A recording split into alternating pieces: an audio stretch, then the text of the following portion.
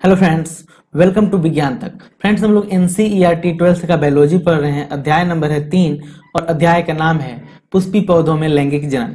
Friends, मैंने इस chapter का 6 वीडियोज पहले ही बना दिया है, यह 7वां वीडियो है। अगर आपने वो सब वीडियोज नहीं देखे हैं तो आप जा करके प्ले लिस्ट या डिस्क्रिप्शन से उसका वीडियो देख सकते हैं, ताकि यह वीडियो आपको और भी अच्छे से समझ में आ सके। फ्रेंड्स, मैं आपको बता दूं, यह 12th के बायोलॉजी का फुल कोर्स चल रहा है, जिसमें मैं 12th का पूरा बायोलॉजी हिंदी मीडियम में बिल्कुल कंप्लीट कराऊंगा।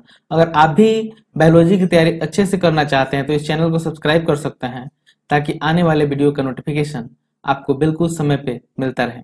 चलिए अब बिना किसी देरी के आज के वीडियो को शुरू करते हैं। आज का पहला टॉपिक है दोहरा निषेचन, जिसे हम द्विनिषेचन या डबल फर्टिलाइजेशन भी कहते हैं। ध्यान से समझिएगा। एक सहायक कोशिका में प्रवेश करने के पश्चात पराग नलिका द्वारा सहायक कोशिका के जीव द्रव्य में 2 नर युग्मक अवमुक्त किए जाते हैं। देखिए, जब एक सहायक कोशिका में प्रवेश होता है तो जो पराग नलिका होता है, वो पराग नलिका द्वारा सहायक कोशिका में 2 नर युग्मक अवमुक्त किया जाता है। कितना नर युग्मक? 2। उसमें से इनमें से एक नर युग्मक अंड कोशिका की ओर गति करता है और केंद्रक के साथ संलगित हो जाता है, जिसे युग्मक संलयन कहते हैं। ठीक है, एक संलयन यहाँ पे हो गया। इसके परिणाम में एक द्विगुणित कोशिका युग्मनज की रचना होती है। देखिए, कितने आए थे उसमें से नर युग्मक? 2। उसमें से एक का संलयन किसके साथ हो गया?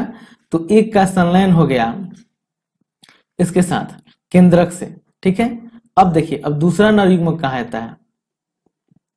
दूसरा नर युग्मक केंद्रकीय कोशिका में स्थित 2 ध्रुवीय न्यूक्ली की ओर गति करता है और उसे संलयित होकर त्रिगुणित प्राथमिक भ्रूण पोष केंद्रक बनाता है। जैसा कि इसके अंतर्गत 3 अगुणित न्यूक्लिक सम्मिलित होते हैं, अतः इसे त्रिसंलयन कहते हैं। ठीक है, एक केंद्रक किसका संलयन हुआ था? एक नर युग्मक का संलयन हुआ था केंद्रक कोशिका के साथ, और दूसरा नर युग्मक का जो संलयन हुआ है वो होता है किसके साथ?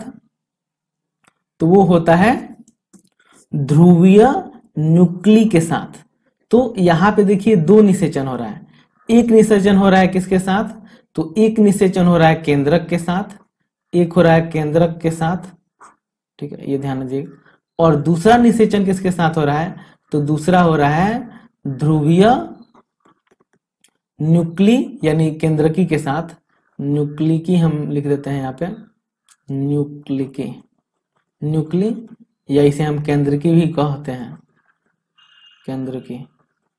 फ्रेंड्स, राइटिंग पे जान नहीं जाइएगा, ये डिजिटली लिखने में थोड़ा दिक्कत होता है। ठीक है, तो यहाँ पे देखिए 2 संलयन हो रहा है, एक संलयन केंद्रक के साथ और दूसरा संलयन हो रहा है ध्रुवीय केंद्रकी के साथ। ठीक है, और जो पहला निषेचन होता है उसमें द्विगुणित संलयन होता है, जिससे युग्मनज बनता है, और जो दूसरा संलयन होता है वो कैसा बनता है? तो वो त्रिगुणित बनता है, इसलिए इसे हम त्रिसंलयन भी कहते हैं। ठीक है, तो एक संलयन हुआ और एक त्रिसंलयन होगा। चूंकि एक भ्रूण पट्टी में 2 प्रकार के संलयन यानी युग्मक संलयन तथा त्रिसंलयन होते हैं, अतः इस परिघटना को दोहरा निषेचन कहा जाता है। अब आपको समझ में आया होगा दोहरा निषेचन क्यों कहते हैं? क्योंकि 2 नर युग्मक आता है, ठीक है, और दोनों नर युग्मक का संलयन होता है। एक का संलयन हुआ होता है प्राथमिक केंद्रक के साथ और दूसरा का संलयन होता है ध्रुवीय केंद्रकी के साथ। तो 2 यहाँ पे संलयन होता है, इसलिए इसे हम दोहरा निषेचन कहते हैं। ठीक है, मुझे उम्मीद है आपको ये समझ में आया होगा। और त्रिसंलयन किसे कहते हैं?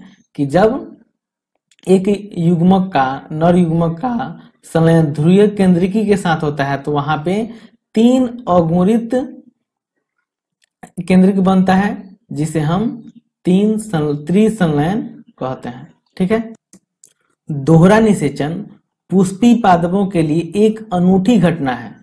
त्रिसंलयन के पश्चात केंद्रकीय कोशिका प्राथमिक भ्रूण पोष कोशिका बन जाती है तथा भ्रूण पोष के रूप में विकसित होने लगती है, जबकि युग्मनज एक भ्रूण के रूप में विकसित होता है। देखिए यहाँ पे दोहरा निषेचन हुआ था, एक केंद्रक के साथ एक ध्रुवीय कोशिका के साथ।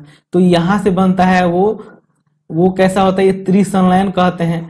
तो ये क्या होता है, जो ध्रुवीय कोशिका के साथ 3 अगुणित कोशिका मिलकर बनती है, ये प्राथमिक भ्रूण कोशिका जो होती है ये विकसित होकर के भ्रूण पोष बनती है, ठीक है।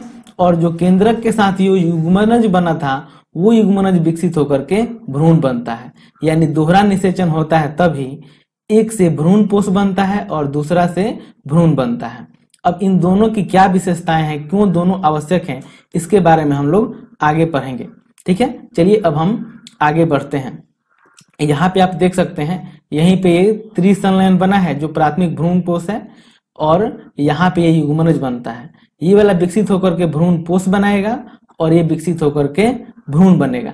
कैसे बनेगा इसकी चर्चा आगे करेंगे। चलिए अगला टॉपिक है निषेचन पश्च घटनाएं एवं संरचनाएं, ठीक है। यानी निषेचन तो हो गया, अब निषेचन के बाद क्या क्या संरचनाएं बनती हैं और कौन कौन सी घटनाएं होती हैं उनके बारे में पढ़ेंगे।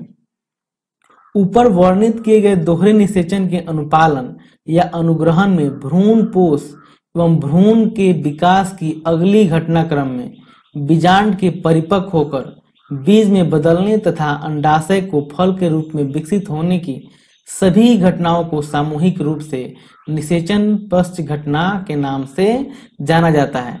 यानी जितनी भी घटनाएं निषेचन के बाद होती है, जैसे भ्रूण पोष का विकसित होना, भ्रूण का विकसित होना, बीजांड का परिपक्व होना, बीज बनना, अंडाशय का बनना, ये सभी घटनाएं क्या कहलाती है, निषेचन पश्च घटनाएं कहलाती है।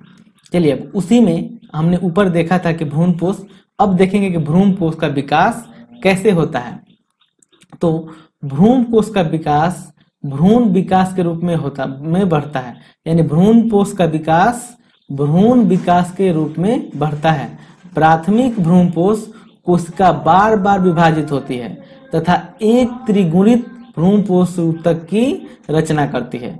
ऊपर चर्चा किए थे कि ये त्रिगुणित होता है और इस कोशिका में क्या होता है, बार बार विभाजन होता है और विभाजन के तहत इसमें त्रिभ्रूणपोष ऊतक की रचना होती है। कोशिकाएं मिलकर के ऊतक बनाती है, कितनी, तो त्रिगुणित।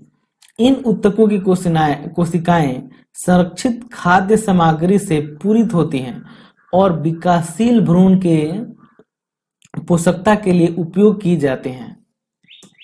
फ्रेंड्स, इसका नाम ही है भ्रूणपोष, यानी जो भ्रूण का पोषण करता हो, यानी जो भ्रूण के विकास के लिए आवश्यक खाद्य सामग्री पहुंचाता हो, उसे ही तो हम भ्रूणपोष कहेंगे। तो भ्रूणपोष क्या होता है, जो भ्रूण का पोषण करता है। और कैसे पोषण करता है, तो एक त्रिगुणित ऊतक बनाता है जिसमें खाद्य सामग्री संरक्षित रहता है और उसी खाद्य सामग्री से क्या होता है, भ्रूण अपना भोजन प्राप्त करता है और विकास करता है। यानी भ्रूणपोष क्या करता है, तो भ्रूण के लिए खाद्य पदार्थ यानी भोजन का व्यवस्था करता है, पोषक पदार्थों का विकास करता है। ऐसे ही फ्रेंड्स, आपने नारियल देखा होगा, ऐसा कुछ होता है उसमें। अगर एक काटा हुआ नारियल देखें तो इसमें देखे होंगे कि इसमें व्हाइट कवर होता है, वास्तव में यही भ्रूणपोष है। और उसमें जो पानी होता है उसमें बहुत सारा न्यूक्लिक जो रहता है वही उसका नारियल होता है। नारियल का पानी होता है वही न्यूक्लिक होता है, बहुत सारा वही पानी बनाता है, और जो व्हाइट वाला पार्ट होता है वही भ्रूणपोष होता है। ऐसे ही आप मूंगफली, सेम या मटर में देख सकते हैं, उनमें भी भ्रूणपोष होता है जो भ्रूण के पोषण का कार्य करता है। अब चलिए हम बात करेंगे अगले वीडियो में भ्रूण के बारे में। यह वीडियो आपको कैसा लगा है कमेंट करके जरूर बताइएगा। अगर अच्छा लगा है तो लाइक कीजिएगा, खराब लगा है तो डिसलाइक कीजिएगा। यह वीडियो देखने के लिए आपका बहुत बहुत धन्यवाद। बाय।